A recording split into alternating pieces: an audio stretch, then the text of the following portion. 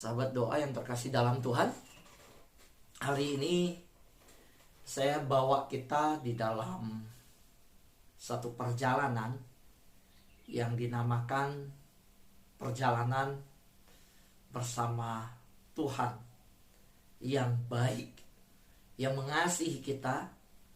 Dalam pergumulan-pergumulan kita mengalami Tuhan di perjalanan ini.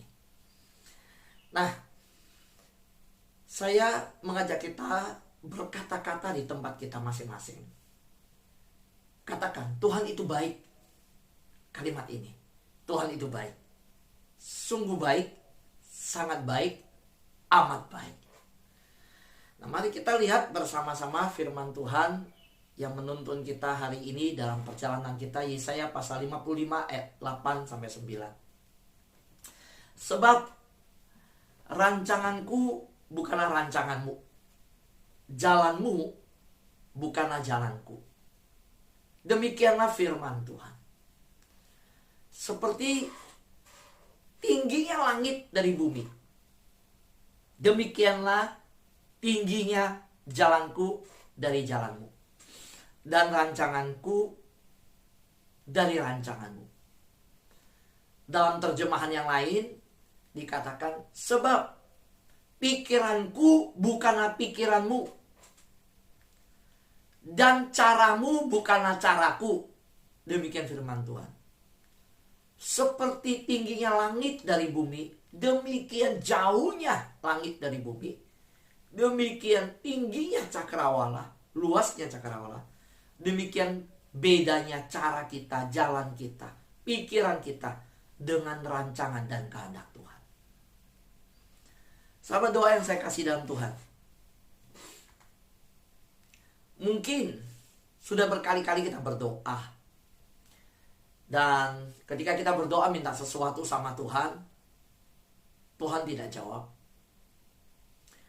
seperti yang kita inginkan.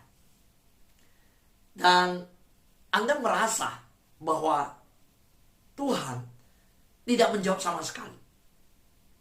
Saya merasa bahwa harusnya seperti apa yang Anda inginkan dalam doa Anda, dan Tuhan tidak jawab seperti yang Anda inginkan.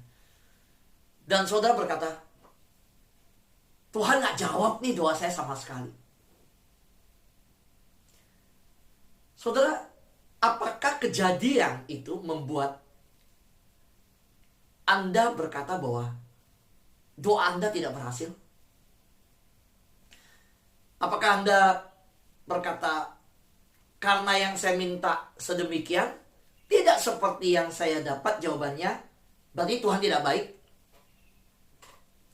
Saudara, apakah kejadian yang saudara alami ketika doa Anda tidak dijawab seperti yang Anda inginkan, lalu Anda jadi berhenti berdoa, meninggalkan doa?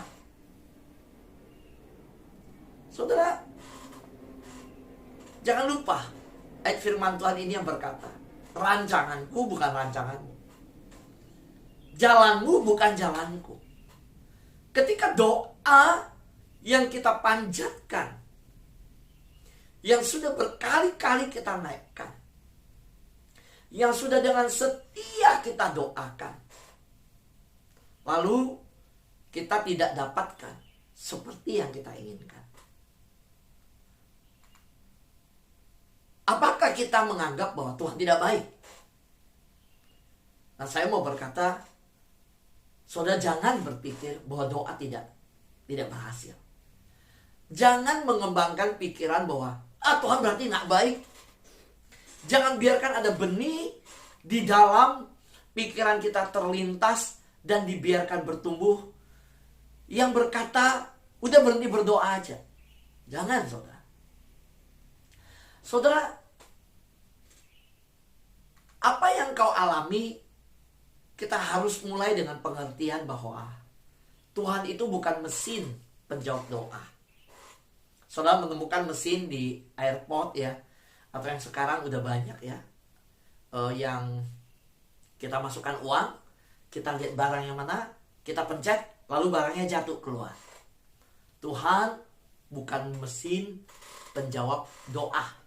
Ingat, Tuhan bukan pribadi yang kita perintah-perintah sesuai keinginan kita. Dan ingat, doa itu bukanlah obat penghilang rasa sakit. Jadi tokcer begitu ya. Obat ambil, minum, udah rasa sakit hilang. Sakit kepala, minum Panadol, langsung hilang. Sakit mah, minum Proma, langsung hilang. Bukan.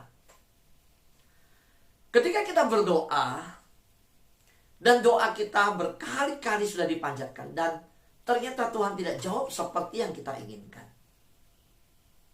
jangan pernah berpikir, udah deh, Tuhan gak baik, berhenti aja berdoa. Enggak, doa bukanlah obat penghilang rasa sakit. Saudara, kalau kita ada sakit nih, seperti dokter lagi menyembuhkan luka kita nih, dibersihkan, dikasih alkohol.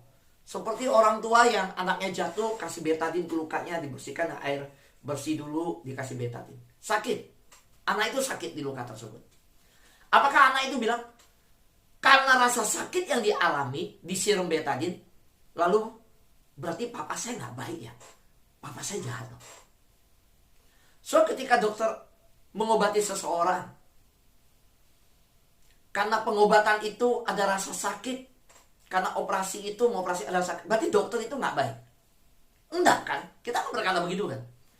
So lihat atlet-atlet yang mengikuti olimpiade, ketika di dalam lomba yang harus dia ikuti, dikirim ke Tokyo, lalu sepanjang waktu dia harus karantina. Dan waktu di karantina, pelatih membangunkan pagi-pagi, mereka dipaksa berlari, udah capek dan lelah, nggak bisa, harus lari lagi 2 putaran. Atau yang angkat besi harus angkat lagi. Waduh, sakit banget otot-otot. Lalu apakah kita berkata pelatih kita jahat? Enggak kan? Kita nggak berkata begitu kan? Saudara, demikian saudara, kita nggak berkata Tuhan jahat ketika kita harus mengalami pergumulan yang memang dalam pergumulan itu kita ada rasakan sakit. Justru kita harus jelas di dalam mengikut Tuhan. Konsep-konsep yang banyak disimpang siurkan hari-hari ini, kita harus luruskan. Saya sudah katakan, doa bukan obat penghilang rasa sakit.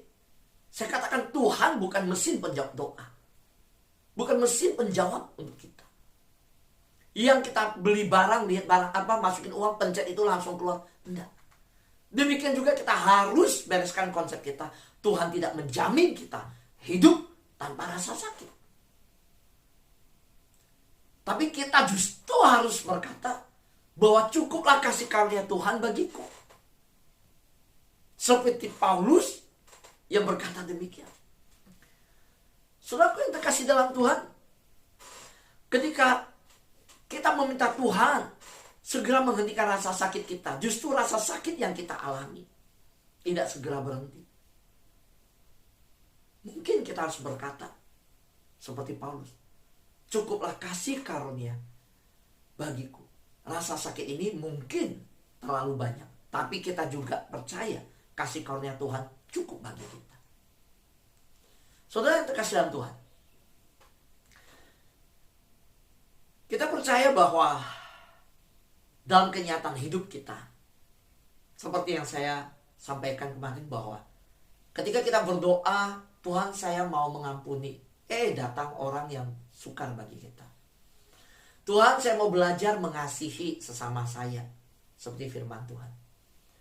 Tuhan tempatkan orang yang sukar untuk dikasihi di sekitar kita. Demikian juga dalam perjalanan kehidupan kita. Pengalaman kita mengajarkan kepada kita bahwa ketika kita berseru kepada Tuhan dengan apa yang kita alami hari-hari ini, mungkin kita mengalami keterhilangan, kita mengalami rasa sakit yang sedemikian. Kita menemukan bahwa bukannya Tuhan hilangkan rasa sakit itu, bukan doa kita segera dijawab, justru kita menemukan sebuah fakta. Belum selesai itu pergumulan kita. Sahabat, doa yang di tempat ini mungkin sudah sekian lama berdoa. Dan bahkan mendapati bahwa dalam doa-doa kita, Tuhan masih proses kita. Sahabat, doa yang terkasih dalam Tuhan. Ketika doa Anda nih, Tuhan tidak jawab seperti yang Anda inginkan. Apa yang jadi pikiran Anda? Sekali lagi ya. Mungkin ada orang berpikir, udah deh saya capek, berhenti aja berdoa. Jangan. So, jangan putus asa. Ada yang berpikir, udah deh Tuhan gak jawab doa saya. Tuhan gak baik. Jangan berpikir begitu. Saudara, rasa sakit ketika saudara alami perasaan dokter mengobati Anda, bukan berarti dokter itu jahat. Saudara harus tahu bahwa inilah saat saudara tetap berdoa, karena itu tugas saudara. So, menyadarinya bahwa tugas kita sebagai anak Tuhan dalam kehidupan kita, kita dipanggil Tuhan tetaplah berdoa. Dalam keadaan pandemi, kuasai diri, jadilah tenang supaya bisa berdoa. Saya menyadari bahwa ketika tetap ada musuh yang sukar untuk dikasihi, kita tetap berdoa untuk dia, memberkati dia. Ada orang yang begitu sukar untuk kita tebarkan kasih kita tetap berdoa. Itu tugas kita. Saudara menyadari sebagai anak Tuhan, identitas diri kita yang dimana Tuhan panggil kita tetap berdoa akan membuat kita tidak putus asa. Tetap berdoa, tetap percaya kepada Tuhan. Setelah karena Anda tahu bahwa semua yang Tuhan lakukan dan izinkan dalam hidup saudara akan Tuhan gunakan untuk kebaikan saudara. Mengapa tetap berdoa? Karena Tuhan akan pakai itu untuk kebaikan kita. Tidak mengubah keadaan, tetapi doa akan mengubah kita. Tetaplah percaya. Mungkin tidak akan mengubah segala keadaan, tetapi ketika kita tetap percaya, iman kita akan semakin diasah oleh Tuhan. Tetaplah berdoa, karena semua perkara yang terjadi, Tuhan izinkan untuk menggunakannya. Perkara-perkara itu untuk mendatangkan kebaikan bagi kita. Jadi, inilah tugas kita, berdoa. Pandemi belum selesai. Kita udah doa 1,5 tahun. Semua gereja berdoa, semua komunitas berdoa. Saat ini, hari ini, seisi dunia berdoa. Seisi dunia yang orang Kristen juga berdoa. Anak-anak Tuhan berdoa. Apakah pandemi selesai? Belum selesai. Apakah kita berhenti berdoa? Kita tidak akan berhenti berdoa. Apakah Tuhan tidak baik? Karena doa kita belum dijawab, pandemi belum selesai. Tuhan tetap baik. Tapi lihatlah, karena pandemi ini, berapa banyak anak-anak Tuhan bangkit berdoa. Lihatlah, karena pandemi ini, bukankah hari ini kita yang tidak bisa berkumpul di gereja, akhirnya ada Zoom sahabat doa. Tuhan melakukan dan menggunakan pandemi ini untuk kebaikan kita. Tetaplah berdoa. Ini tugas kita. So, lihat, bukankah keadaan pandemi ini bahkan muncul varian-varian baru, tapi tidak menghentikan kita berkumpul di dalam Zoom, mendengar firman Tuhan dari YouTube. Kita tetap lakukan ibadah kita. Tetaplah lakukan. Saudara, inilah yang saya lihat. Dia, Tuhan, memakai semua perkara yang terjadi di sekitar kita. Mengizinkan semua yang terjadi dalam hidup kita. Yang saat ini terjadi di dunia, guncangan yang besar ini, digunakannya untuk kebaikan kita. Dan terbukti kok. Sahabat doa, dari mana kita bisa saling mengenal hari ini? Saudara tahu sendiri. Ya, yang live di YouTube saya mau sampaikan. Jam 4.30 itu udah mulai berkumpul. Itu sebelum jam 5. Waduh, itu ngobrolnya, akrabnya. Kayak udah kenal berapa lama. Kita kenalnya lewat Zoom. Semua sahabat doa saling menyapa. Saudara tidak melihat bahwa ini kebaikan Tuhan? Saya bersyukur. Setiap kali saya memandang hidup saudara, setiap pagi saya berjumpa saudara, saya bersyukur. Ada yang sanguin, ada yang semangat, ada yang pendiam, ada yang gak berani buka kamera, ada yang malu, ada yang belum siap. Tapi ada yang semangat, ada yang gigih, ada yang berkobar-kobar, ada yang berapi-api, ada yang berbicara, ada yang suara kencang, ada yang suara lembut. Ada banyak macam model. Ada macam variasi. Dari semua itu, saya melihat betapa baiknya Tuhan. Lewat pergumulan pandemi ini, munculnya sahabat doa FKK ini. Saya bersyukur. Tuhan baik. Tuhan mengubah keadaan yang penuh keputusasaan.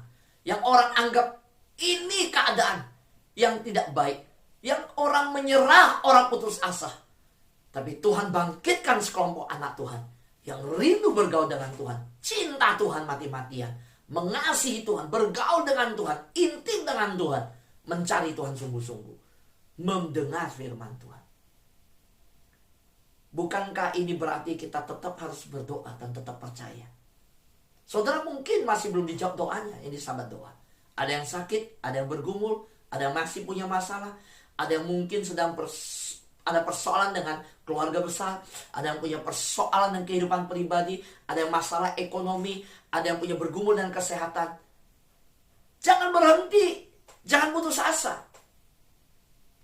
Sahabat doa yang saya kasih dalam Tuhan, ketika doa kita tidak dijawab Tuhan seperti yang kita inginkan, dalam pergumulan yang masih kita hadapi, saya berkata jangan berhenti berdoa. Tetap percaya. Tetap berdoa. Mengapa? Karena Tuhan lebih tertarik untuk membuat saudara semua, membuat semua sahabat doa, membuat Anda yang sedang bergumul hari ini menjadi pria atau wanita yang berkarakter daripada membuat Anda nyaman. Dengar baik-baik. Memang ketika doa Anda dijawab, Anda merasa nyaman. Enak Tuhan. Gak nyaman keadaan ini. Gak enak saat ini dengan kondisi yang ada. Saudara bergumul masalah ekonomi. Gak nyaman. Gak enak. Apalagi saudara yang ada masalah dengan dagang saudara, usaha saudara, atau saudara kontrak saudara, kehidupan rumah tangga saudara, masalah kesehatan apalagi. Gak nyaman. Saudaraku yang terkasih dalam Tuhan, tetapi ingat, Tuhan lebih tertarik untuk membuat Anda menjadi pribadi-pribadi yang berkarakter daripada membuat Anda nyaman. Kalau karakter saudara belum menjadi sebuah karakter yang diinginkan Tuhan, Tuhan memberikan jawaban doa saudara tidak berubah dalam karakter, gak ada gunanya. Saudara mungkin belum mencapai yang dalam proses Tuhan inginkan. Tuhan inginkan orang berkarakter tabah. Saya inginkan orang berkarakter teguh. Tuhan inginkan orang yang gigih, sungguh-sungguh mencari Tuhan. Tuhan masih ingin mengajar saudara hidup sungguh-sungguh bergaul intim dengan Tuhan, sungguh-sungguh dalam dengan Tuhan, mencintai Tuhan, mengenal pribadi Tuhan itu lebih dari segalanya. Karena itu Tuhan masih taruhkan dalam pemurnian yang ada. Ingat, Tuhan bukan mau membuat Anda nyaman. Tidak. Tuhan mau ingin Anda memiliki karakter ilahi. Tuhan ingin saudara memiliki pribadi ilahi itu, serupa dengan gambaran anaknya. Itulah yang Tuhan inginkan. Saudaraku yang terkasih dalam Tuhan, ingat, pikiran kita bukan pikiran Tuhan. Jalan-jalan kita bukan jalan-jalan Tuhan. Setinggi langit dari bumi, demikian jalan kita dengan Tuhan. Beda. Beda. Nah saudara, kalau jika saudara, sahabat doa tidak pernah mengalami rasa sakit atau kesulitan dalam hidup, seperti yang saya khotbahkan beberapa waktu lalu, saudara tidak akan pernah tumbuh menjadi dewasa. Pohon kehidupan Anda mungkin gak lebat. Saudara, kita sudah berbicara tentang pohon yang lebat, berbuah lebat, akar yang dalam sampai ke air kehidupan. Duri-duri kekhawatiran yang dibersihkan, carang-carang ranting-ranting yang dipangkas. Saudara, waktu dipangkas ada rasa sakit. Waktu duri-duri dibersihkan ada gak nyaman. Waktu ranting-ranting dibentuk ada gak enak. Tapi saudara, jika kita tidak pernah mengalami rasa sakit, kesulitan dalam hidup, mengikut Tuhan, saudara tidak akan pernah tumbuh menjadi dewasa. Percaya saudara.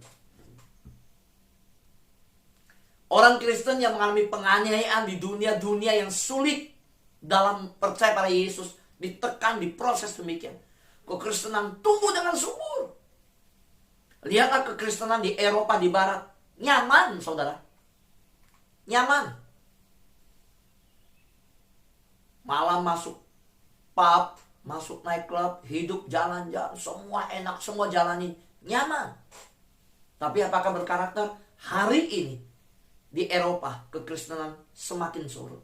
Gereja dijual, bahkan menjadi tempat ibadah lain. Ada gereja yang jadi museum. Lihat Amerika, lihat Eropa, apa yang bisa dibanggakan oleh kekristenan? Tidak. Padahal di sana awalnya kekristenan. Kenapa? Modern, nyaman, kaya. Bukan negara ketinggalan kok, bukan negara ketiga seperti kita. Tapi apakah mereka dewasa secara rohani? Tidak. Anak muda meninggalkan gereja. Gereja dianggap kuno, kekristenan surut. Itu terjadi. Mengapa? Tidak pernah hidup susah kok. Nggak sulit. Untuk apa doa? Teknologi mereka canggih. Untuk apa doa? Yang mereka butuh mereka ada. Semua terjamin. Nggak perlu doa. Kita bilang doa, dia tertawakan sama dia. Kita tinggal di daerah yang ada dokter. Sulit ada dokter di desa-desa di Indonesia. Sampai ada namanya kapal rumah sakit terapung. Di masa seperti itu orang-orang di desa yang sakit, anak-anak Tuhan, tunggu kapal apung, rumah sakit apung datang. Mau kapan? Yang diandalkan apa? Doa sama Tuhan. Berkumpul konferensi misi ke Eropa. Pendeta cerita, kami sakit, kami doa. Karena nggak ada rumah sakit. Rumah sakit itu kapal apung. Rumah sakit kapal. Datangnya 3 bulan sekali. Kita sakit, obat terbatas. Rumah sakit tak ada. Kita doa. Pendeta, majelis yang menghadiri konferensi di negara barat, dengarnya ketawa. Ngapain doa? Kita di sini mah sakit. Telepon pun obat datang. Kita punya dokter pribadi. Yang namanya sakit, yang mereka ingat, nggak ingat lagi doa. Dengar doa, malah tertawa. Maka lihat saudara, ketika saya melihat pergumulan kekristenan di Eropa dan di Amerika, mereka orang-orang yang mungkin nggak pernah rasa sakit dan kesulitan dalam hidup. Maka jangan heran, orang yang nggak pernah alami itu, nggak pernah tumbuh jadi dewasa.